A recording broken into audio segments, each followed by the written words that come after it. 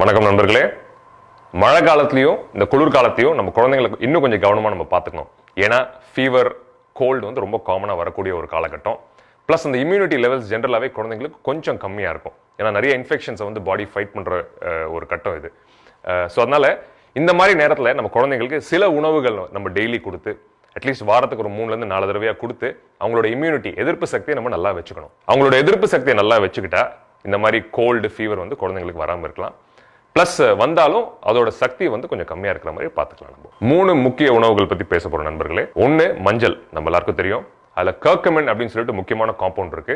இது குழந்தைங்களோட எதிர்ப்பு சக்தி அதிகப்படுத்துது. நீங்க எப்படி மஞ்சள் கொடுக்கணும்னா, முக்கியமா குழந்தைங்க தூங்குறதுக்கு முன்னாடி ஏதாவது ஒரு பானம் கொடுப்பீங்க இல்லையா குழந்தைக்கு. ஸோ அதுல ஒரு 1/4 டீஸ்பூன்ல 1/2 டீஸ்பூன் மிக்ஸ் பண்ணி கொடுத்துட்டீங்கன்னா குழந்தைங்களுக்கு அது உடம்புல சீக்கிரமா சேர்றதுக்கான வாய்ப்புகள் அதிகம். 2வது கொய்யா பழம், குவாவான்னு சொல்றோம் இல்லையா. ஏன்னா இந்த கோல்டு, இந்த சளி, காய்ச்சல்ல பாத்தீங்கன்னா இந்த வைட்டமின் சி ரொம்ப தேவை உடம்புக்கு, அதெல்லாம் எதிர்க்கிறதுக்கு. ஸோ இந்த கொய்யா பழத்துல அதிக அளவுல வைட்டமின் சி இருக்கு நண்பர்களே.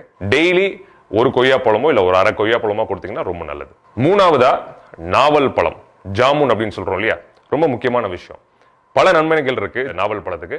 பட் முக்கியமா பாத்தீங்கன்னா குழந்தையோட எதிர்ப்பு சக்தியை அது அதிகப்படுத்துது. ஸோ இந்த 3 உணவுகளை நம்ம ரெகுலரா நம்ம குழந்தைங்களுக்கு கொடுத்து மழை காலத்துல நம்ம குழந்தைங்க கஷ்டப்படுறாங்க இல்லையா, காய்ச்சல், சளி, இது எல்லாத்தையும் நம்ம எதிர்க்கலாம் நண்பர்களே. நன்றி.